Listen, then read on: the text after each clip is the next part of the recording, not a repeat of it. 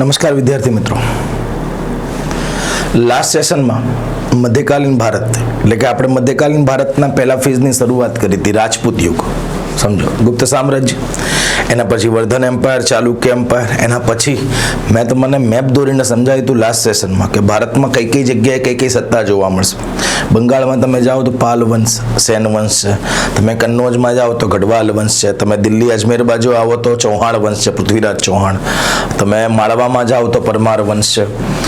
પછી તમે સાઉથમાં જાઓ તો આપણે હવે જોવાના છે પલ્લવ, ચોલ, રાષ્ટ્રકૂટ, આ ત્રણ સત્તાઓ જોવાની છે.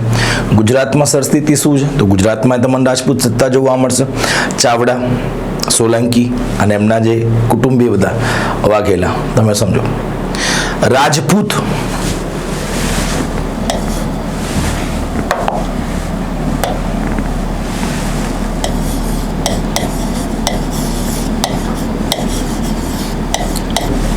રાજપૂત મેં તમને કહ્યું તું આ શબ્દ જૂનો નથી, સમજો. શબ્દ આવ્યો છે રાજપુત્ર પરથી. જે છેલ્લે તારણ આવ્યું હતું એ તો આજ આવ્યું હતું ભાઈ. આપણે લાસ્ટ સેશનમાં એ પણ ચર્ચા કરી ગયેલા કે રાજપૂતોની ઉત્પત્તિ કઈ રીતે થઈ છે. અને એમાં પાછી બે થિયરી છે. વિદેશી થિયરી, રાજપૂતો મૂળ બહારના હતા, અને એક તો મૂળ ભારતીય થિયરી હતી જેણે હંમેશા કાઉન્ટર જ કર્યું છે વિદેશી થિયરી, સમજો. ક્રિક, ભંડારકર, વી.એસ. સ્મિથ, આ બધા મોટા મોટા માથાના આપણે તર્કો જોઈ ગયા હતા, સમજો. પણ જે છેલ્લે આઈને એક વસ્તુ અટકી જાય છે, કઈ અટકી જાય છે કે રાજપુત્ર, રાજાનો પુત્ર. અને એમાં મેં તમને એક ઉદાહરણ આપી દઉં. મહાભારતમાં દ્રૌપદી એને રાજપુત્રી કીધી છે, રાજા નહીં પુત્રી, એટલે રાજપુત્ર. આના પરથી શબ્દ આવ્યો રાજપૂત. કેમ કે આરબ આક્રમણ થયા, મુસ્લિમ આક્રમણ થયા, એમને ત બોલતા નતું આવડતું એટલે એમને ત કરી નાખ્યું. જેમ કે આપણે લખીએ છે હૃદય અને બોલીએ છે હૃદય, હ સાયલેન્ટ થઈ જાય છે, સમજો. હિન્દુ શબ્દ બી આ રીતે જ આવ્યો. જે ઈરાની ને ગ્રીક આક્રમણ થયા એ લોકોને સિંધુ બોલતા નતું આવડતું તો એ લોકો સ સાયલેન્ટ કરી નાખ્યો, ઇન્દુ. અને ઇન્દુ પરથી શબ્દ આવ્યો હિન્દુ. એટલે સિંધુ નદીની આ બાજુ, સમજો, ભારતના ભૂભાગ પર જેટલા બી લોકો રહે છે એ બધા હિન્દુ જ કહેવાય, સમજો. મૂળ શબ્દ અહીંથી આવે છે. વિદેશી થિયરી શું કહે છે આપણે જોઈ ગયા હતા કે ભાઈ શક, કુષાણ, હુણના વંશજો હોઈ શકે. બીજો મત એવું હોઈ શકે કે ભાઈ એમનું શુદ્ધિકરણ થયું અને એમને હિન્દુ ધર્મમાં ભેળવવામાં આવે અને પછી એ રાજપૂત તરીકે ઓળખવામાં આવ્યા. અગ્નિકુળનો સિદ્ધાંત જે બહુ ફેમસ છે, ચંદ બરદાઈ કૃત પૃથ્વીરાજ રાસો, આ દરબારમાં હતા પૃથ્વીરાજ ચૌહાણના. તો એ મત એવું કહે છે કે પરમાર, પ્રતિહાર, ચાહમાન અને ચાલુક્ય, આ ચાર રાજકુળોની ઉત્પત્તિ જે છે એ અર્બુદાગીરી, મેં તમને વાત કરી હતી અરવલ્લી, અર્બુદાગીરી પર્વત પર આવેલા વશિષ્ઠ ઋષિના અગ્નિકુંડમાંથી થઈ હોવાનું માનવામાં આવે છે. આ બધી થિયરી આપણે જોઈ ગયા હતા, સમજો. બીજી મેં તમને એક વસ્તુ કીધી હતી,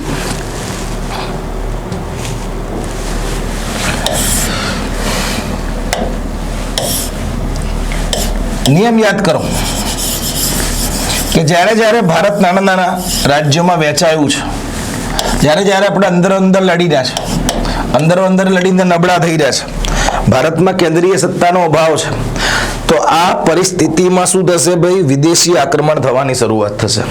તો આ કાળમાં જે છે મુસ્લિમ આક્રમણ થવાની શરૂઆત થઈ હતી.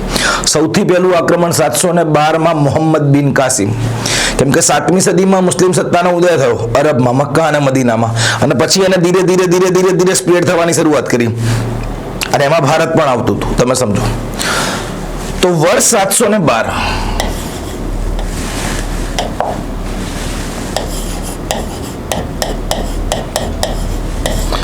સૌપ્રથમ મુસ્લિમ આક્રમણ મોહમ્મદ બિન કાસિમના નેતૃત્વમાં. યાદ રાખજો, આ પ્રથમ વ્યક્તિ હતો જેણે ભારતના સિંધ પ્રાંતમાં જજિયો નાખ્યો.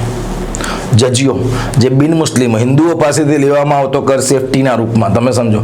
કેમ કે હવે આપણને સેફટીની જરૂર પડશે, હિન્દુઓને સેફટીની જરૂર પડશે આ વિદેશી આક્રાંતાઓથી. એટલે એમની સેફટી માટે એક પ્રકારની ખંડણી થઈ, તમે સમજો. એ હવે લેવાની શરૂઆત કરે છે. પણ આક્રમણ કેમ થયું એ જાણવું જરૂરી છે. આક્રમણ થવાનું પોતાનું કારણ છે ભાઈ.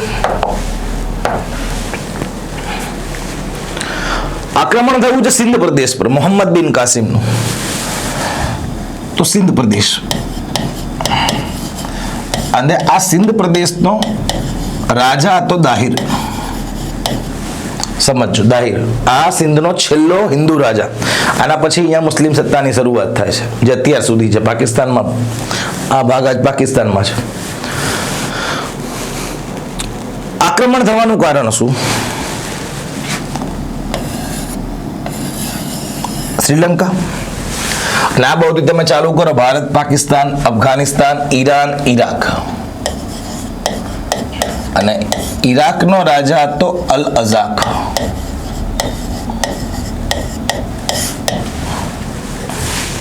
કેમ કે ભારતમાં મુસ્લિમો આવ્યા પછી એમના બે ફાંટા પડે છે, આરબના મુસલમાન અને તુર્ક મુસલમાન. આરબ મુસલમાન એટલે આ બાજુના જે વિસ્તારો છે, સમજો, અફઘાનિસ્તાન, ઈરાન, ઈરાક, આ બાજુના. અને તુર્ક મુસલમાનો જે ઉપરથી આવ્યા હતા, તુર્ક બાજુથી આવ્યા હતા, સમજો. એના પછીનો જે વિસ્તાર છે અરબ અને તુર્ક મુસલમાન, સમજો. તો હવે થયું શું?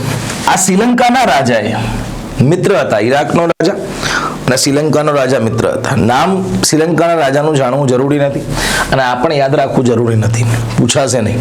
પણ મૂળ સ્ટોરી શું છે, કન્ટેન્ટ શું છે, હું કહી દઉં છું. તો કે શ્રીલંકાના રાજાએ 2 જહાજ ભરીને ઈરાકના રાજા માટે લક્ઝુરિયસ વસ્તુઓ મોકલી હતી, બધી ભોગવિલાસની વસ્તુઓ મોકલી હતી. મોતી છે, કપડાં છે, દાસ દાસીઓ છે, ભરી ભરીને મોકલ્યું. દારૂ બધું અંદર હતું, સમજો. અને આ સિંધમાં છે ને એક બંદર હતું આ બાજુ, જેનું નામ છે દેવલ બંદર. એટલે ઓબ્વિયસ છે, અત્યારે બી તમે જુઓ,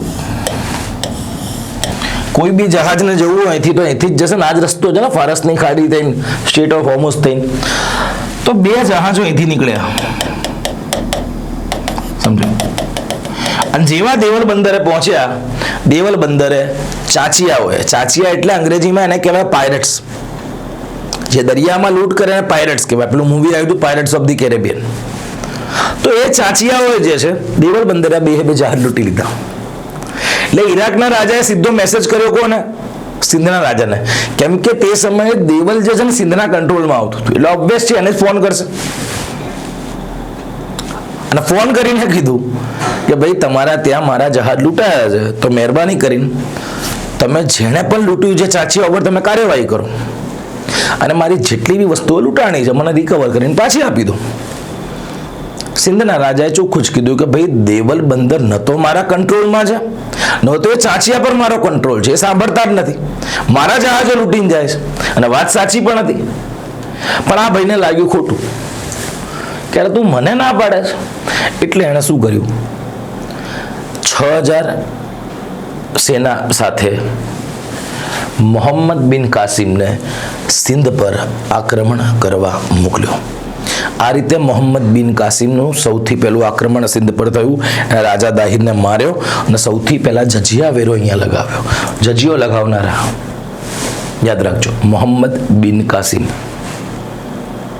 સિંધ કંટ્રોલમાં આવે છે એના. 6000ની સેના. આ રીતે મુસ્લિમ આક્રમણની શરૂઆત થાય છે. મોહમ્મદ બિન કાસિમ 712માં આક્રમણ. મોહમ્મદ ગજની, મોહમ્મદ ઘોરી, તમે સમજો. એટલે જે સમયે મુસ્લિમ આક્રમણ થયા તે સમયે ભારતમાં કઈ સત્તા હતી? રાજપૂત સત્તા હતી. અને એમાં ખાસ કરીને આ પ્રાંત, આજે રાજસ્થાની પ્રાંત જે છે, જયપુર, જોધપુર, બિકાનેર, ઉદયપુર, મેવાડ, આ બધા રાજાઓ લડ્યા હતા. ભયંકર ભયંકર રાજપૂત રાજાઓ લડ્યા હતા. અને આ દિવાલ તૂટી ગઈ, કેમ કે આ દિવાલ હતી. આ દિવાલ તૂટી ગઈ એટલે આ રાજા હારવા માંડે, એટલે આ લોકો ધીરે ધીરે ધીરે ધીરે અંદર ઘૂસ્યા. સમજો, લડાયક કોમ છે. સમજો, 500 વર્ષ સુધી એમણે ભારતને સેફ રાખ્યું છે. કેમ કે 7મી સદીમાં આક્રમણ થયા અને સ્થાપના થઈ 1206માં દિલ્હી સલ્તનત થી. વિચાર કરો, 500 વર્ષ ભારતમાં લડ્યું હતું કોણ? રાજપૂત. પણ તેમ છતાંય હાર્યા છે. અને હારવાનો કારણ બી હું એમ કહેતો હોઉં છું કે રાજપૂતોને કોઈ બહારની જાતિએ નહીં હરાવ્યા, રાજપૂતોને એમના નીતિ નિયમોએ જ હરાવ્યા છે. ઇતિહાસ આપણને કંઈક ને કંઈક શીખવાડે છે, તો અહીંયા શીખવાનું છે. આપણા જે ગંઢિયાઓએ ભૂલો કરી ગયા છે ને, આપણે નહીં કરવાની. ઇતિહાસ આ શીખવાડે છે. તો હવે અહીંયા આપણા મૂળ મુદ્દા પર, રાજપૂતોનો ઓરિજિન આપણે ગઈકાલે જોઈ ગયા હતા. આજે રાજપૂત વંશ જોવાના છે અને આ કઈ રીતે આરબ અને તુર્ક આક્રમણ હવે થવાની શરૂઆત થશે આપણે એ જોવાના છે. ક્લિયર છે? આ મૂળ થિયરી છે. મોહમ્મદ બિન કાસિમ ઇરાક અલ અઝાક જો ભારત પરના મુસ્લિમ આક્રમણ, તેમાં સૌથી પહેલું આરબ આક્રમણ. જુઓ આર્યો સિંધ. ખલીફા એટલે મોહમ્મદ પૈગંબરના અવસાન થયા બાદ એમનું કોઈએ તો પદ સંભાળવું પડે ને, તો એ પદ સંભાળનાર જે ધાર્મિક વ્યક્તિ છે ને ખલીફા કહેવાય, પ્રોફેટ. તમે સમજો. જો છે અહીંયા કન્નોજ છે, આ જુઓ અહીંયા ગુર્જર, વલ્લભી, ચાલુક્ય, ગંગ, પલ્લવ, પાંડ્ય. સમજો. આરબ આક્રમણ.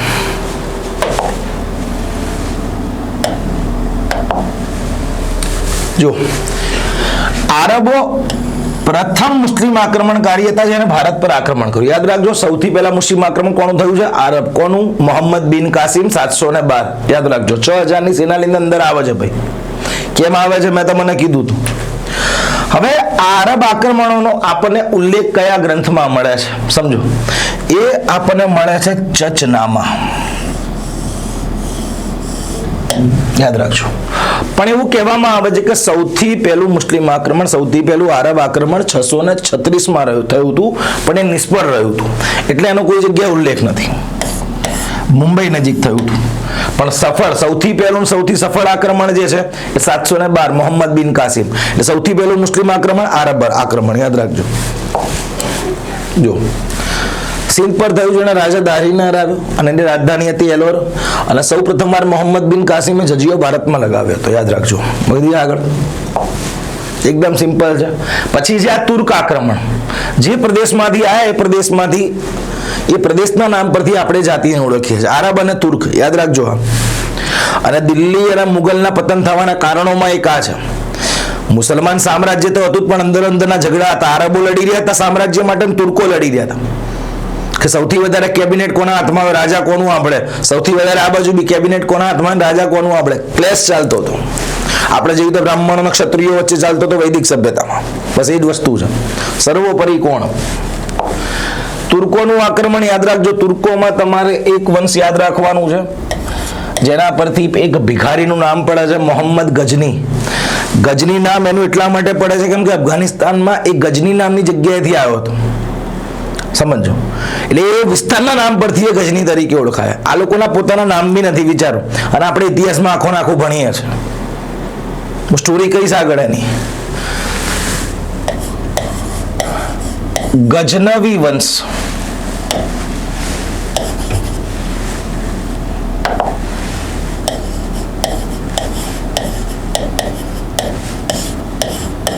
સંસ્થાપક હતો અલપ્તગીન. હવે ગજનવી નામ કેમ પડ્યું? કેમ કે ગજની ખાતે ગજની નામની જગ્યા પરથી. સમજો, સિમ્પલ છે. અને નામ પરથી એ લોકોએ સરનેમ ધારણ કરી, ગજની. અલપ્તગીનનો જમાઈ. હવે આ અલપ્તગીનનો જમાઈ હતો સુબુક્તગીન.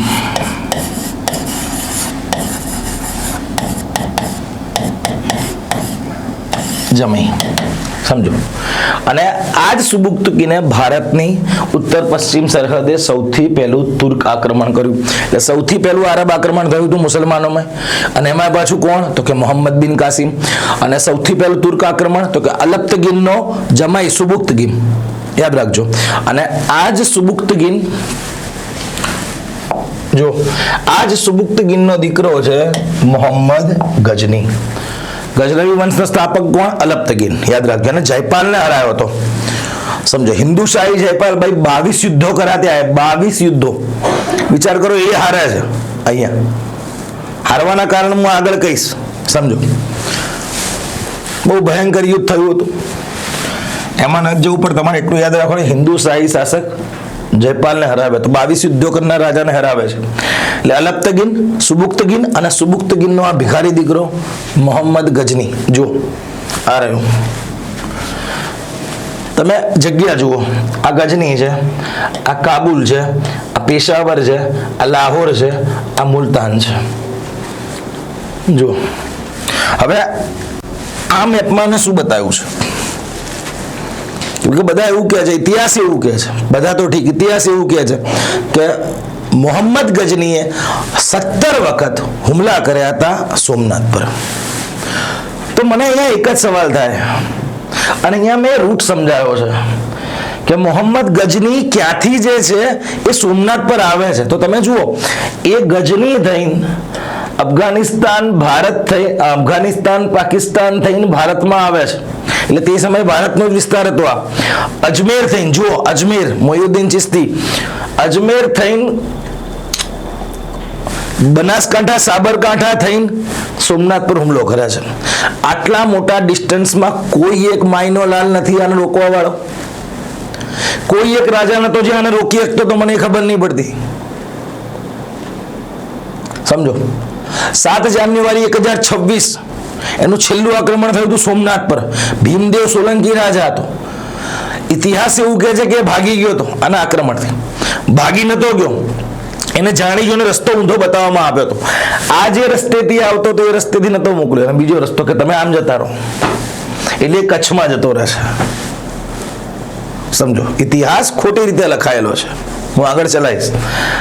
અહીંથી આવે છે આ માયકાંગલી, સોમનાથ પર હુમલો કરે છે, અને કચ્છ થઈને એ સિંધ થઈને બહાર નીકળી જાય છે. કોઈ રોકનાર નથી. મગજમાં સવાલ થવો જોઈએ. બધા ભજન કરી રહ્યા હતા, કીર્તન કરી રહ્યા હતા. ભજન કીર્તન બી ત્યારે જ સચવાય, આપણી સંસ્કૃતિ બી ત્યારે જ સચવાય, શાસ્ત્રપીઠ ત્યારે જ સચવાય જ્યારે હાથમાં તલવાર હોય, જ્યારે તાકાત હોય, જ્યારે તમે પાવરફુલ હોય. બાકી ખાઈ જાય. તમે જુઓ તો ખરી. સમજો, અને આ ગજની એમ્પાયર છે. જુઓ, અહીંયા તે સમય રાજપૂતો જ છે બધા. આ ચૌહાણ જુઓ, આ ગઢવાલ મેં તમને કીધી હતી. અહીંયા તમને બધા આધારા સમજો, દારાનગરી, ભોપાલ, બધા તમને મોટા મોટા સામ્રાજ્ય જોવા મળશે અહીંયા. આ યાદવ, દેવગીરી, આ ચંદેલ, સમજો. કાશ્મીરમાં કારકોટ વંશ છે, ઉત્કલ વંશ છે, રાજપૂતો છે બધા. યાદ રાખજો, ગજનીના આક્રમણનો, ભારતમાં આક્રમણનો હેતુ શું હતો? તો કે ગજની માત્ર ને માત્ર અહીંયા લૂંટ કરવા આવ્યો હતો. ગજનીનો અહીંયા કોઈ હેતુ નહોતો કે સામ્રાજ્યની સ્થાપના કરે. એનો માત્ર હેતુ લૂંટ કરવાનો હતો. પૈસા લૂંટીને જતો રહે. એને એ વસ્તુ ખબર હતી કે પૈસા ક્યાં હશે? મંદિરોમાં. એટલે એને સોમનાથ પર હુમલો કર્યો. સમજો, મોહમ્મદ ગજની. વધી આગળ. સુબુક્તગીનનો પુત્ર છે, યાદ રાખજો. જુઓ છે, સામ્રાજ્ય વિસ્તારવા માટે લૂંટ. એ અહીંથી જેટલા બી પૈસા લૂંટતો હતો આ ભિખારી, એ ક્યાં નાખતો હતો? એના ગજનીના સામ્રાજ્યને મજબૂત કરવા માટે. તેણે 1000 થી 1027 વચ્ચે 17 વાર હુમલા કર્યા છે. અલબરૂની તેની સાથે ભારત આવ્યો હતો. અલબરૂની જે છે તેની સાથે ભારત આવ્યો હતો, અને આ અલબરૂનીએ કિતાબે ઉલ હિન્દ લખી છે.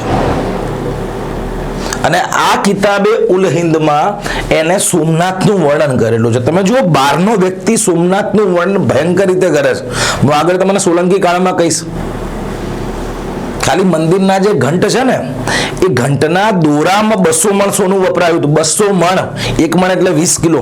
આ સોમનાથની ભવ્યતા આ લખેલી છે, અને એ મંદિર આ લૂંટ્યું છે. વિચાર તો કરો, કેટલા પૈસા લૂંટ્યા હશે આ. આટલી બધી લૂંટ છતાં દ્વારકા, સોમનાથ આટલા બધા આક્રમણ સહન કર્યા હોવા છતાંય આજે ધર્મની ધજા ત્યાં ફરકી રહી છે. કેમ કે સત્ય ત્યાં છે, એટલે ત્યાં ઈશ્વર છે. સમજો. એટલે કિતાબે ઉલ હિન્દ અલબરૂની, અને 1030માં તેનું અવસાન થયું હતું. યાદ રાખજો. એટલે ગજનીનો હેતુ શું ભાઈ? ભારતમાં લૂંટ, અને અહીંયાથી જેટલા બી પૈસા લૂંટીને ગયા છે ગજનીનું સામ્રાજ્ય મજબૂત કરવા. બીજો વ્યક્તિ જે આપણને નડ્યો હતો, આ ભિખારી ઘોરી. આ બી અફઘાનિસ્તાનમાં ઘોર નામની જગ્યાએથી આવ્યો હતો. એટલે એનું નામ શું મળ્યું છે? મોહમ્મદ ઘોરી. હું ફરતી કહી રહ્યું છું, આ લોકોના પોતાના નામ બી નથી. અને આજે પાકિસ્તાન છે ભિખારી દેશ. તમે સમજો, જેવું તમે લોકોને માનો ને એવા તમે થાવ. પાકિસ્તાનની મિસાઇલનું નામ તમે જુઓ, ગજની મિસાઇલ, ઘોરી મિસાઇલ. આ એમની મિસાઇલોના નામ છે, શાહીન મિસાઇલ. પાકિસ્તાનનો તમે ઇતિહાસ બી જુઓ. સમજો, ઘણી બધી જગ્યાએ મેં ઓથેન્ટિક સોર્સમાં લખેલું વાંચ્યું છે કે પાકિસ્તાનના ઇતિહાસની શરૂઆત ડાયરેક્ટ મોહમ્મદ બિન કાસિમના આક્રમણથી થાય છે. એ લોકો છોકરાઓને જ એવું ભણાવે છે કે આપણે તો ભારતમાં હુમલો કરેલો છે. કોણે? મોહમ્મદ બિન કાસિમે, આપણા પૂર્વજોએ. અલે વાહ, તમે જેવું છોકરાઓને ભણાવશો, તમે જેવું સિંચન કરશો, તમે જેવું વાવશો એવું જ ભણવાનું છે. એટલે જ તેના છોકરાઓની માનસિકતા એવી છે કે અમે તો ભારત પર હુમલો કરેલો છે. મોહમ્મદ બિન કાસિમ, ગજની, ઘોરી, આ બધા ચોર એમના આઈડલ છે. હવે તમારા આઈડલ જ ચોર હોય, તમારા આઈડલ જ લૂંટારું હોય, તો તમારી પ્રજા બી કેવી હશે? માનસિકતા એવી છે. પાકિસ્તાનના આ બધા આઈડલ છે, મોહમ્મદ ઘોરી, મોહમ્મદ ગજની, એ લોકોને મિસાઇલોના નામ રાખ્યા છે. આ બુડથલોને ખબર પડવી જોઈએ. એ લોકોને ના તો સિંધુ ખીણની સભ્યતાથી લેવા દેવા છે, એ લોકોને ના તો મૌર્ય એમ્પાયરથી લેવા દેવા છે, એ લોકોને ના તો ગુપ્ત એમ્પાયરથી લેવા દેવા છે. એ લોકો ભણાવતા જ નથી એમના સિલેબસમાં. એ લોકો તો એમ જ કે છે અમારા ઇતિહાસની શરૂઆત 7મી સદીથી થાય છે, મોહમ્મદ બિન કાસિમના આક્રમણથી. સમજો. અને એ લોકો અત્યાર સુધી ભારત સાથે જેટલા બી યુદ્ધો થયેલા છે, એ લોકોના છોકરાઓને સિલેબસમાં એવું જ કહે છે કે અમે તો બધા જીત્યા છે. એટલે આ ભિખારીઓ ખાવાના ભાભા પડે તમને લોકોને, તમે જીતો. એટલે આ માઇન્ડસેટ છે, તમે સમજો કઈ રીતે ત્યાં માઇન્ડસેટને ખોટું બતાવી ડાયલ્યુટ કરવામાં આવી રહ્યો છે. લોકશાહી છે જ નહીં ત્યાં, સમજો. એટલે આ બીજો ભિખારી આવ્યો, મોહમ્મદ ઘોરી.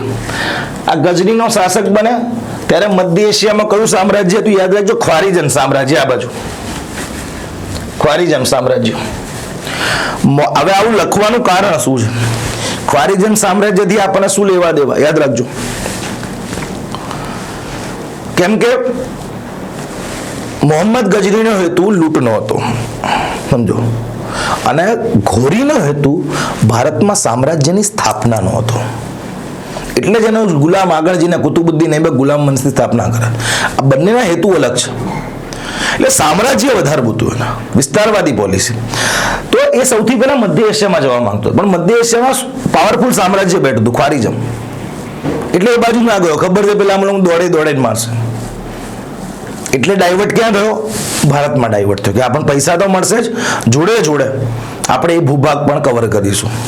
સમજો. તો એનો હેતુ શું હતો ભાઈ? સામ્રાજ્યની સ્થાપના. એને મધ્ય એશિયાની જગ્યાએ ભારત તરફની પોતાની વિસ્તારવાદી નીતિ અમલમાં મૂકી, અને હેતુ શું છે ભાઈ? સામ્રાજ્ય સ્થાપિત કરવું. હવે આના યુદ્ધો છે, સમજો. 1175માં યાદ રાખજો, એને મુલતાન પર હુમલો કર્યો હતો. આમ હું વાત કરી રહ્યો છું મોહમ્મદ ઘોરીની મહત્વપૂર્ણ યુદ્ધો. 1175માં મુલતાન પર હુમલો કરે છે, એ જીતીને જતો રહે છે. 1178માં બોલાન ઘાટથી આવે છે, યાદ રાખજો, પાકિસ્તાનમાં આવેલો છે બોલાન ઘાટ. એ બોલાન ઘાટથી એ અરવલ્લી પર્વતમાળા થઈને ગુજરાતમાં પ્રવેશવા માંગતો હોય છે. એટલે 1178માં એનું ગુજરાત પર આક્રમણ થયું હતું. અને ગુજરાતમાં તે સમયે રાજા તો સોલંકી વંશનો મૂળ રાજભેજો, પણ એ નાનો હતો, જુવેનાઇલ હતો. એટલે એના વતી એના માતા શાસન કરતા હતા નાયકા દેવી. નાયકા દેવી, સમજો. તો એ અરવલ્લી બોલાન ઘાટ થઈને અરવલ્લી પર્વતમાળા થઈને અહીંયા ઘૂસવા માંગતો હતો. આ વસ્તુ નાયકા દેવીને ખબર પડી. તો નાયકા દેવીએ 2-3 રાજાઓના સહયોગથી જે કહેવાય ને આબુના મેદાનમાં જેને રોકી રાખ્યો છે, બહાર આવવા જ નહીં દીધો. આબુના મેદાનમાં જેને રોકી રાખ્યો ત્યાં ભયંકર રીતે હરાયો છે મોહમ્મદ ઘોરીને, બહુ ખરાબ રીતે, મરતા મરતા બચ્યો છે. અને નાયકા દેવી અને મોહમ્મદ ઘોરી વચ્ચે જે યુદ્ધ થયું હતું, એ યુદ્ધને કહેવામાં આવે છે કશારદાનું યુદ્ધ.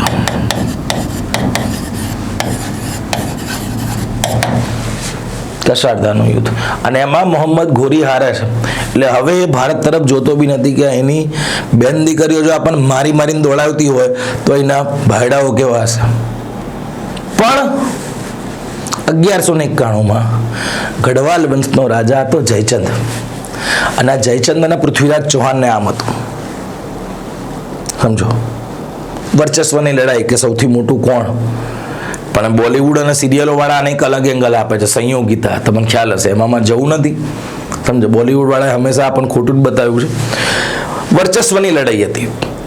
તો જયચંદ પૃથ્વીરાજ ચૌહાણને હરાવવા માટે મોહમ્મદ ઘોરીને આમંત્રણ આપે છે. મેં ના કીધું દુશ્મનો બહાર ઓધવાની જરૂર નથી, દુશ્મનો ગદ્દારો અંદર જ છે, બધા ભારતમાં જ છે. જુઓ, જયચંદ મોહમ્મદ ઘોરીને આમંત્રણ આપે છે કે તું અહીંયા આય, પૃથ્વીરાજ ચૌહાણને હરાય અને જે બી રાજ્ય જીતે છે મને પાછું મને આપી દે છે, તું જતો રહે છે. એટલે જયચંદ ને એવું હતું, આ કરશે શું, આને મારશે, આ લૂંટશે અને જતો રહેશે, પણ વિસ્તાર તો કંટ્રોલમાં આવે ને મારા. એટલે 1191માં તરાઈનનું યુદ્ધ થાય છે, પ્રથમ યુદ્ધ. પૃથ્વીરાજ ચૌહાણ બંને વચ્ચે ભયંકર યુદ્ધ થાય છે. પૃથ્વીરાજ ચૌહાણ અહીંયા જીતે છે. મોહમ્મદ ઘોરી નીચે પડ્યો હતો, તલવાર નથી એના હાથમાં, નિહત્તો પડ્યો હતો. પૃથ્વીરાજ ચૌહાણના હાથમાં તલવાર હતી. પૃથ્વીરાજે એને માર્યો નહીં. કેમ?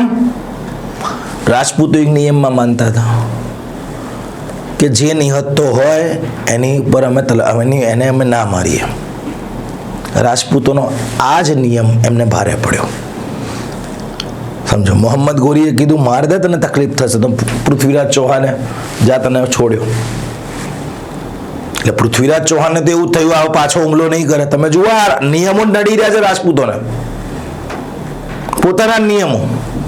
યુદ્ધમાં કોઈ નિયમ ના હોય, સામ દામ દંડ ભેદ, જીતવાનો હેતુ હોય. તમે સમજો, યુદ્ધમાં કોઈ ઇથિક્સ ના હોય. સામેવાળો જેવો વ્યક્તિ હોય એવું જ આપણે થવું પડે.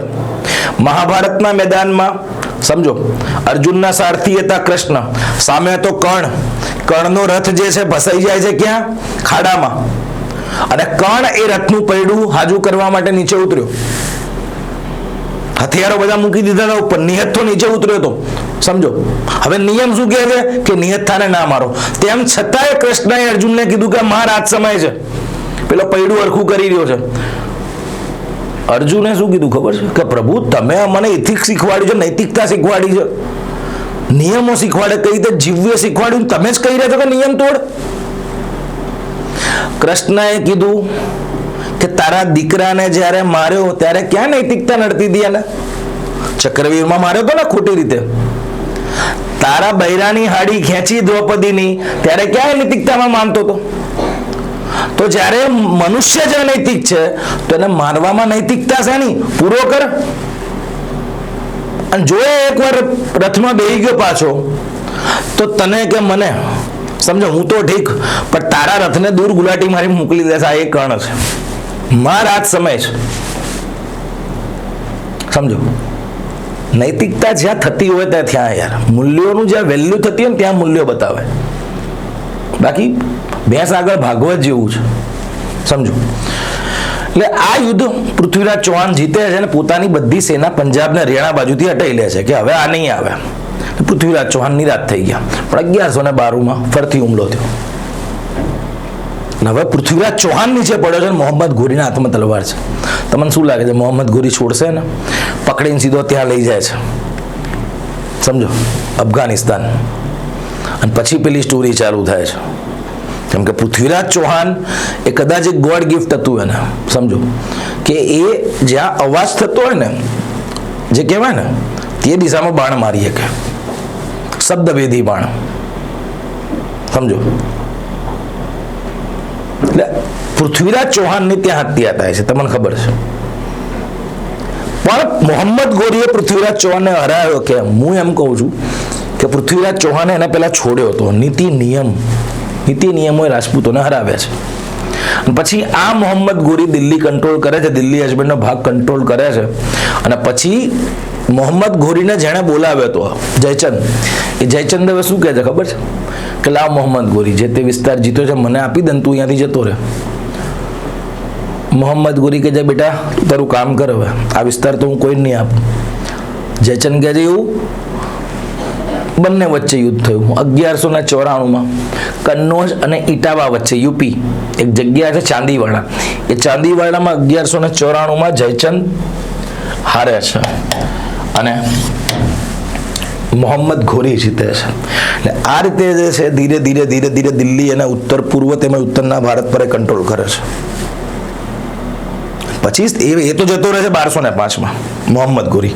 પણ આ જે ભારતનો પ્રદેશ જીતેલો છે, એ જીતેલા પ્રદેશને વહીવટ કરવા માટે પોતાનો ગુલામ મૂકે છે, જેનું નામ છે કુતુબુદ્દીન ઐબક, જે આગળ જઈને ગુલામ વંશની સ્થાપના કરે છે. યાદ રાખજો.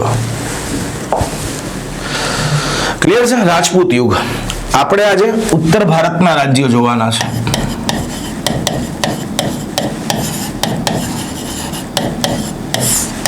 ઉત્તર ભારતના રાજ્યો. દક્ષિણ ભારતમાં પલ્લવ, ચોળ, રાષ્ટ્રકૂટ આપણે નેક્સ્ટ સેશનમાં જોઈશું, એટલે સમજવામાં સરળતા જોવા છે. મેં જે તમને મેપ કરાવ્યો તો એ પ્રમાણે છે. જો મેપ વધારે મૂક્યા છે, વિઝ્યુલાઇઝેશન જરૂરી છે ભાઈ. હવે એક એક કરીને યાદ રાખજો, આ બધું ફેક્ટ છે, માત્ર તથ્યો છે. આમાંથી બધું યાદ રાખવું જરૂરી નથી. તો યાદ શું રાખવાનું છે? માત્ર સ્થાપત્ય, વંશનો સ્થાપક અને તેની રાજધાની, બસ. અને કોઈ પ્રખ્યાત કવિ કે લેખક હોય, બસ એટલું યાદ રાખવાનું છે. આ 4 વસ્તુ યાદ રાખવાની છે. બાકી રાજપૂતોમાં ઉત્પત્તિનો સિદ્ધાંત પૂછે છે અને પતનના કારણો પૂછે છે. મેન્સમાંથી બી અહીંથી પ્રિલિમમાંથી બી અહીંથી ખાસ ક્વેશ્ચન બનતા નથી, પણ તેમ છતાં આપણે ફેક્ટ એકવાર જોઈ લઈએ છીએ. તમે સમજો. ઉત્તર ભારતમાં રાજ્યો માં પહેલું છે ગઢવાલ વંશ. સ્થાપક છે ચંદ્રદેવ. યાદ રાખજો. રાજધાની છે કન્નોજ, વારાણસી. આ કન્નોજ માટે 3 રાજાઓ સામસામે આવશે, જેને ત્રિપક્ષીય સંઘર્ષ કીધો છે. યાદ રાખજો. પાલ વંશ છે, હું તમને કહીશ. નીચે એક બીજો રાષ્ટ્રકૂટ છે, ત્રીજો ગુર્જર પ્રતિહાર છે. કન્નોજ, વારાણસી. હવે હર્ષવર્ધનના અવસાન પછી, કેમ કે હર્ષવર્ધને કન્નોજને પોતાની બીજી રાજધાની બનાવી હતી, મેં તમને કીધું હતું. હર્ષવર્ધનના અવસાન પછી કન્નોજનું શું થયું એના વિશે કોઈ જ માહિતી નથી. એના પછી શું થયું કોઈ જ માહિતી નથી. પણ એવું કહેવામાં આવે છે કે 8મી સદીમાં હર્ષવર્ધનના લગભગ 100 કે 150 વર્ષ પછી યશોવર્મને આ ગાદી પ્રાપ્ત કરી હતી, અને કાશ્મીરના શાસક લલિતાદિત્ય મુક્તપીડે કન્નોજ પર ચડાઈ કરીને યશોવર્માને પરાજિત કર્યો હતો. એટલે કાશ્મીરમાં તમને 2 વંશ જોવા મળશે. સમજો. એક તો કારકોટ વંશ અને બીજું છે ઉત્પલ વંશ.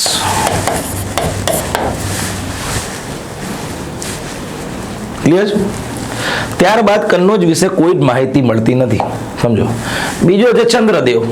તો ચંદ્રદેવમાં તમારે એક જ વસ્તુ યાદ રાખવાની છે કે તેણે મુસ્લિમ આક્રમણીઓ સામે લડવા માટે જે સંઘર્ષ થઈ રહ્યો છે તેના માટે ખર્ચો તો જોઈએ ને. તો એ ખર્ચો રિકવર કરવા માટે એને તરુસ્ક દંડ નામે કર લગાવ્યો હતો. તરુસ્ક દંડ. મદનચંદ્ર તો મહારાજા ધીરાજનું ઉપનામ ધારણ કર્યું અને મદન વિનોદ નામે ગ્રંથની રચના કરી. બધું ફેક્ચ્યુઅલ છે આમાં. ગોવિંદચંદ્ર મદનચંદ્રનો પુત્ર છે, તથા તેના મંત્રી વિદ્યોદય કૃત્ય કલ્પતરુ તથા કલ્પદ્રુમ નામે ગ્રંથની રચના કરી હતી. આ બી ફેક્ચ્યુઅલ છે. આ મહત્વનું છે. જયચંદ ભાઈ મોહમ્મદ ઘોરીને આક્રમણ કરવાનું આમંત્રણ આએ આપ્યું હતું. એટલે ચાંદીવાડાનું યુદ્ધ યાદ રાખવાનું છે. મેં આગળ કહ્યું એ પ્રમાણે મોહમ્મદ ઘોરી અને બંને વચ્ચે થાય છે. યાદ રાખજો. ક્લિયર છે? એટલે ગઢવાલ વંશને કોણે હરાવ્યો તમે જુઓ? મોહમ્મદ ઘોરી હરાવ્યો. ધીરે ધીરે ઘોરી અને તેના ગુલામ આખા ઉત્તર ભારતમાં ફરી વળશે. અને પરિણામે આખું ઉત્તર ભારત એક જ વ્યક્તિના કંટ્રોલમાં આવશે. પછી સ્થાપના થાય છે દિલ્હી સલ્તનત. ચૌહાણ વંશ ભાઈ સ્થાપક છે વાસુદેવ. રાજધાની છે દિલ્હી. યાદ રાખજો. તેઓ શરૂઆતમાં કન્નોજ ગુર્જર પ્રતિહારોના સામંત હતા, પછી એ લોકો રાજા થઈને બહાર આવે છે. અને આ તમને ખ્યાલ હશે ભાઈ. સમજો. 4 બાસ 24 ગજ અંગુલ અષ્ટ પ્રમાણ તા ઉપર સુલતાન હે મત ચુકો ચૌહાન. સમજો. તેના દરબારી કવિ હતો. સમજો. જેને પૃથ્વીરાજ રાસો લખ્યું હતું. ચંદવરદાઈ. એક ચંદવરદાઈ બોલે છે. આ માપ કે છે, એક્ઝેક્ટ લોકેશન કે છે કે સુલતાન ક્યાં બેઠો. જુઓ. 4 બાસ દૂર છે, 24 ગજ અંગુલ અષ્ટ પ્રમાણ તા ઉપર સુલતાન હે મત ચુકો ચૌહાન. શબ્દ વેદી પણ પૃથ્વીરાજ ચૌહાન. અને નવી જે એનસીઆરટી આવી એટલે સુધી લખે છે કે મોહમ્મદ ઘોરી પૃથ્વીરાજ ચૌહાણની વીરતાથી એટલો પ્રભાવિત થઈ ગયેલો કે એને એના નામના સિક્કાએ બહાર પડાવ્યા હતા. એવું કહેવામાં આવે છે. નવી એનસીઆરટી કહે છે. યાદ રાખજો. એટલે ચૌહાણ વંશ સ્થાપક છે વાસુદેવ. રાજધાની છે દિલ્હી. વિગ્રહરાજ તો વિગ્રહરાજમાં યાદ રાખજો આ મહત્વનો છે. મહત્વનો છે, હું સ્ટાર કરી દઉં છું. કચ્છ ખાતે આપણે એવું કહેવામાં આવે છે કે આશાપુરા મંદિર બંધાવ્યું હતું, જે આશાપુરા મઢ કહીએ છીએ આપણે, મૂળરાજને હલાવીને. બીજો છે અજયરાજ, તો યાદ રાખજો અજયરાજ જેણે અજમેરની સ્થાપના કરી, અજય મેરુ, યાદ રાખજો. અને બીજું આજ અજયરાજનો એક દીકરો હતો અર્ણોરાજ, જો, અને અર્ણોરાજના પુત્રનો પુત્ર પૃથ્વીરાજ, સમજો. તો અજયરાજનો દીકરો હતો અર્ણોરાજ. તો ગુજરાતનો જે સોલંકી રાજા સિદ્ધરાજ જયસિંહ, એ સિદ્ધરાજ જયસિંહે પોતાની ખોળે લીધેલી દીકરી કાંચન દેવી, એ કાંચન દેવીના લગ્ન અજયરાજના પુત્ર અર્ણોરાજ સાથે કરાવ્યા હતા, યાદ રાખજો. એટલે આમાં બે ફેક્ટ મહત્વના છે, એટલે આ મહત્વનું થઈ જાય. વિગ્રહરાજ ચોથો, એમાં કંઈ ખાસ છે નહીં, અન્ય નામ વિસલદેવ છે, હરિકેલ નાટકની રચના કરી છે, અને તેના દરબારી કવિ સોમદેવે લલિત વિગ્રહરાજ નામે ગ્રંથની રચના કરી છે.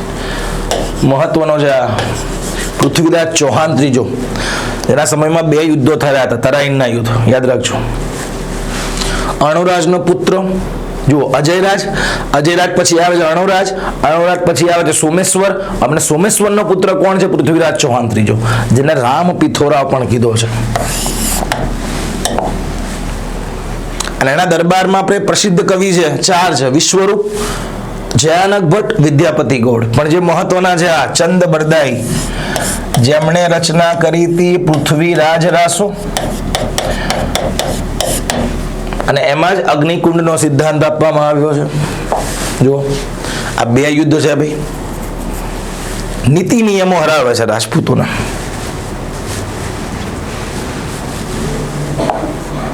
પરમારવંશ માળવા, સ્થાપક છે ઉપેન્દ્ર અથવા તો કૃષ્ણરાજ, રાજધાની છે ધારા નગરી, સમજો. શરૂઆતમાં તેઓ રાષ્ટ્રકૂટોના સામંત હતા, યાદ રાખજો. અને પછી આગળ જઈને માળવામાં પોતાના વંશની સ્થાપના કરે છે, સમજો. તેના બે પુત્ર હતા મુંજ અને સિંધુરાજ. મુંજ તેના ઇતિહાસમાં પૃથ્વી વલ્લભ કહેવામાં આવ્યો છે, ભાઈ કનૈયાલાલ મુનશી એક નવલકથા લખી છે, પૃથ્વી વલ્લભ કેમ ખંચાણો, એથી આવે છે, સમજો. મુંજ, અને મુંજમાં યાદ રાખજો તેણે ધારાનગરી ખાતે મુંજ સાગર સરોવરનું નિર્માણ કરાવ્યું, એટલે આ મહત્વનું છે. અને તૈલબ દ્વારા તેને હરાવવામાં આવ્યો છે, સમજો. તૈલબ આગળ આવશે. સિંધુરાજ, સમજો, તો એણે મુંજની હત્યા કરીને ગાદી પર આવ્યો હતો, મુંજની હત્યા કરીને, બીજું કઈ ખાસ નથી એનામાં. રાજા ભોજ, ભાઈ આ મહત્વનું છે, યાદ રાખજો, બધું ફેક્ચ્યુઅલ છે, સમજો, બીજું કઈ ખાસ નથી આમાં, એટલે હું આ રીતે જઈ રહ્યો છું. ઉપનામ છે કવિરાજ, આ વંશનો સૌથી મહાન શાસક. એના દરબારમાં કોણ બેસતું હતું? યાદ રાખો, ધનપાલ અને ઉવટ જેવા કવિઓ બેસતા હતા. અને સીતા નામે એક કવિત્રી હતા, અને એણે પોતે જે ગ્રંથોની રચના કરી છે, આ રહી જુઓ: શૃંગાર પ્રકાશ છે, પ્રાકૃત વ્યાકરણ છે, કુમર શતક છે, શૃંગાર છે, ભોજ ચંપુ છે, તક્ષ પ્રકાશ છે, અને રાજમૃગાંક છે. અને જે આપણે વર્તમાન ભોપાલ કહીએ છીએ, એ ભોપાલનો સ્થાપક રાજા ભોજ, સમજો, ભોજપુર જે વર્તમાન ભોપાલ. અને એના પછી એવું કહેવામાં આવે છે કે જયસિંહ, લક્ષ્મણદેવ, નરવર્મન જેવા શાસકો થઈ ગયા છે. અને આ માળવા, યાદ રાખજો, આનો છેલ્લો રાજા તો યશોવર્મા. અને એ માળવા કોણે જીતું? જુઓ, અલાઉદ્દીન ખિલજી. આ યાદ રાખજો, અલાઉદ્દીન ખિલજી માળવા જીતે છે. કેમ કે દિલ્હી સલ્તનતને પહેલો રાજા છે દક્ષિણ ભારતમાં ગયો હતો, બાકી કોઈ નથી ગયું, સમજો. અહીંથી શરૂઆત થાય અલાઉદ્દીન ખિલજી દક્ષિણ ભારતમાં જવાની. જો માળવા પર હુમલો કર્યો છે. માળવા પર હુમલો કેમ? કેમ કે ત્યાંથી તમે દક્ષિણ ભારતમાં જઈ શકો, દક્ષિણા પથ, સમજો. એટલે આ રીતે આ બી મુસ્લિમોના કંટ્રોલમાં આવે છે. પાલ વંશ, સ્થાપક જે ગોપાલ, યાદ રાખજો.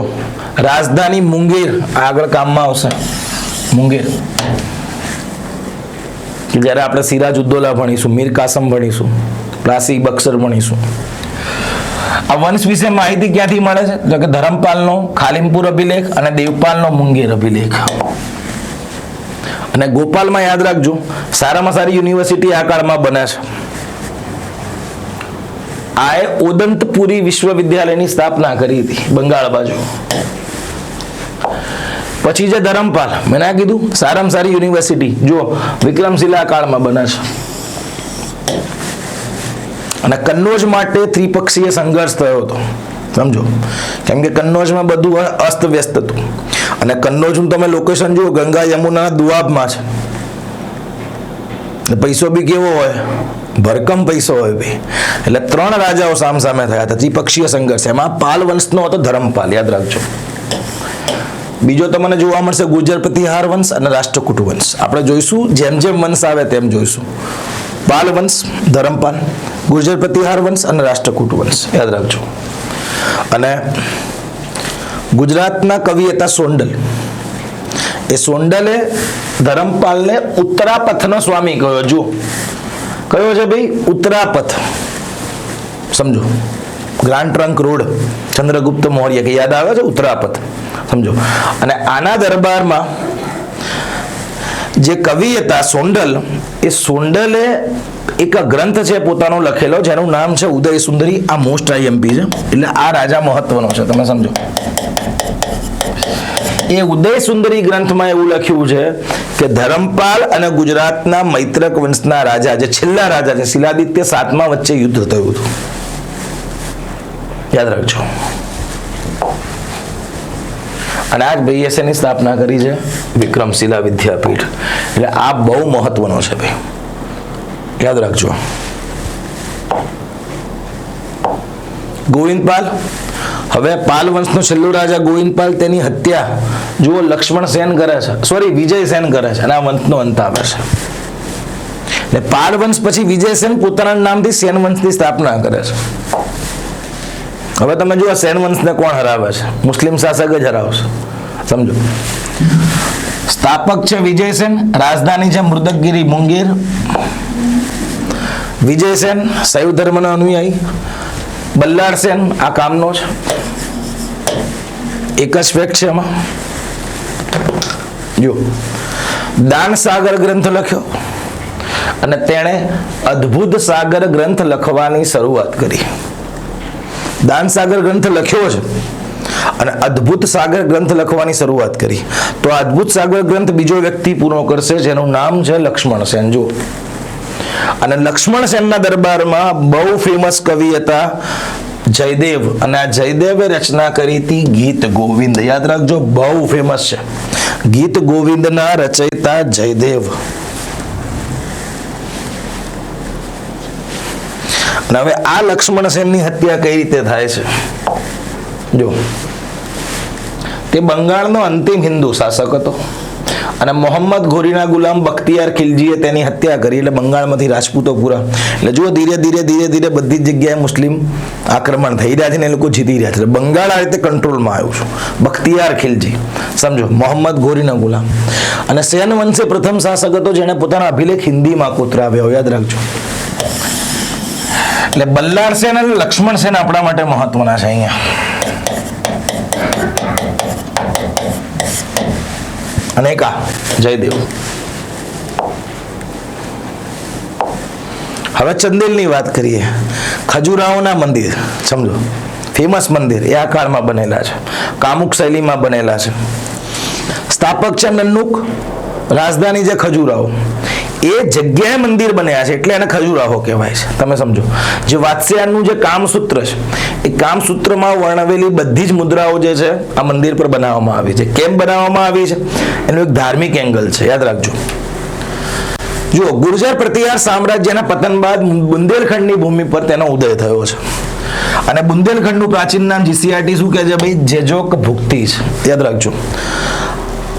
આ સિવાય આ 3 લેખ છે કે જેમાંથી આપણને માહિતી મળે છે એની ભાઈ ચંદેલ વંશ વિશે. ધંગના ખજુરાહોના લેખ, રાજશેખરનો પ્રબંધ કોશ અને કૃષ્ણ મિશ્રાનો પ્રબંધ ચંદ્રોદય ગ્રંથ. યશોવર્મા યાદ રાખજો, એકદમ ફેક્ચ્યુઅલ છે.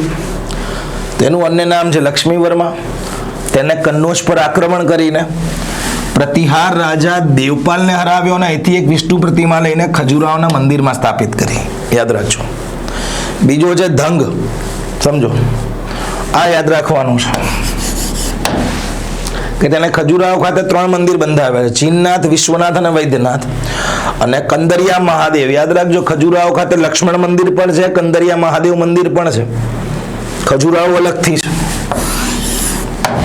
અને તેને ગંગા યમુનાના સંગમ તીર્થે શિવની આરાધના કરતા કરતા એવું કહેવામાં આવે છે પોતાનો દેહ છોડ્યો હતો. તે સમયની ઉંમર 100 વર્ષની હતી. એટલે આ મહત્વનો છે ધંગ. ગંડ યાદ રાખજો, ગંડ એટલા માટે મહત્વનો છે કેમ કે મોહમ્મદ ગજની જ્યારે આક્રમણ થયું ત્યારે આનંદ પાલે મિત્ર સંઘની રચના કરી હતી, જેમાં ગંડ પણ જોડાયો હતો. મિત્ર સંઘ આખે આખું યુનિયન બનાવ્યું હતું લડવા માટે. કીર્તિવર્મન તો તેના સમયમાં ગજનીએ 2 વખત ખજુરાહો પર આક્રમણ કર્યું છે, મંદિર તોડવાનો પ્રયત્ન કર્યો છે અને તેના દરબારમાં પ્રબંધ ચંદ્રોદયના રચયિતા કૃષ્ણ મિશ્ર નિવાસ કરતા હતા. એટલે આમાં એક મહત્વનો છે. અને આમાં બીજું તમારે યાદ રાખવાનું છે. જો હવે આને કોણ હરાવે છે સમજો. ચંદેલો કઈ રીતે કંટ્રોલમાં આવે છે? કુતુબુદ્દીન ઐબક પોતે હરાવે છે. એટલે તમે જુઓ ચંદેલો બી ગયા, બુંદેલખંડની ધરતી બી કોના કંટ્રોલમાં ગઈ? કુતુબુદ્દીન ઐબકના. કાલિંજર પર અધિકાર કરી લીધો. ધીરે ધીરે આખું ભારત એ લોકો જીતી રહ્યા જુઓ. અને અંતે તેને દિલ્હી સલ્તનતમાં ભેળવી દેવામાં આવ્યું. અને ચંદેલ શાસકોએ ખજુરાહોના પ્રસિદ્ધ મંદિરોનું નિર્માણ કરાવ્યું હતું. ટૂંકમાં બધું ફેક્ટ બેઝ છે, તમે સમજો. જો આ છે સમજો.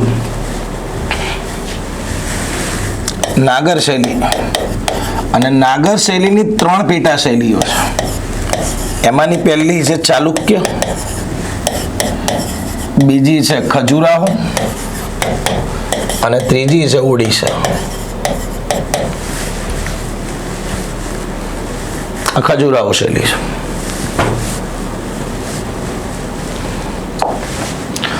અને છેલ્લે વંશમાં આપણે જોઈશું ગુર્જર પ્રતિહાર. સ્થાપક છે નાગભટ્ટ પ્રથમ. પુલકેશી બીજો છે. એના એહોલ અભિલેખમાં એના વિશે આપણને માહિતી મળે છે. નાગભટ્ટ બીજો યાદ રાખજો. એટલે આમાં તમારે જે યાદ રાખવાનું છે આ ખાલી જોઈ લેવાનું છે. નાગભટ્ટ બીજો કે રાષ્ટ્રકૂટ શાસક ગોવિંદ ત્રીજાએ તેને હરાવ્યો અને માળવાના એક ભાગ પર અધિકાર કરીને તેને ઉપેન્દ્રને તેનો શાસક બનાવ્યો. અને આ જ ઉપેન્દ્રએ આગળ જતા પરમાર વંશની સ્થાપના કરી હતી. એટલે કા બીજું મિહિર ભોજ, એને ઉપાધિ છે આદિવરા અથવા તો પ્રભાસ અને તેની ઉપલબ્ધિઓનું વર્ણન તેના ગ્વાલિયર અભિલેખમાંથી મળે છે. હવે ગુર્જર પ્રતિહારમાં યાદ શું રાખવાનું છે? આ મોસ્ટ આઈએમપી. બસ તમે એક જ રાજા યાદ રાખો ને તોય ચાલશે. ત્રિપક્ષીય સંઘર્ષ. જો પાલ વંશમાં કોણ હતું? ધરમપાલ. ગુર્જર પ્રતિહારમાં કોણ છે ભાઈ? વત્સરાજ. રાષ્ટ્રકૂટમાં હું આગળ કહીશ. બસ આમાં આટલું જ છે. ક્લિયર છે? અને આ આપણે જોવાનું છે આગળ. આ હું છેલ્લે ચલાવીશ ભાઈ રાજપૂતોના પતનના કારણો કયા છે. આપણે જ્યારે એડમિનિસ્ટ્રેશન અને સામાજિક ધાર્મિક સ્થિતિ જોઈશું એટલે આપણે ચલાવીશું. ક્લિયર છે? તો આ થઈ ગયા રાજપૂત સત્તા. યાદ રાખજો, રાજપૂતોને એમના નીતિ નિયમો ધરાવે છે. બાકી તલવારથી તમે આ જાતિને ના જીતી શકો. સમજો. આ થઈ ગયા ઉત્તર ભારતના રાજપૂત રાજ્યો. હવે આપણે સાઉથમાં જવાનું છે. ચોલ, રાષ્ટ્રકૂટ અને ત્રીજો વંશ જે છે આપણે જોઈ ગયા હતા પલ્લવ. તો આજે અહીંયા સુધી રાખીએ છીએ. અને બીજું મહત્વનું આ પાલ વંશનો છે ધરમપાલ. યાદ રાખજો. ગુર્જર પ્રતિહારનો છે વત્સરાજ અને રાષ્ટ્રકૂટનો હું આગળ કહું છું. ત્રિપક્ષીય સંઘર્ષ. સમજો. તો આજે અહીંયા સુધી રાશીએ છે. હવે મળીએ નેક્સ્ટ સેશનમાં. ત્યાં સુધી આપ સૌને જય હિન્દ, જય ભારત. અને ફરીથી કહું છું, આ ફેક્ટ બેઝ ડેટા છે આખે આખો. મેં જે કીધું એટલો ડેટા યાદ રાખવાનો છે. બીજો એક્સ્ટ્રા કંઈ જ કરવાની જરૂર નથી. Thank you.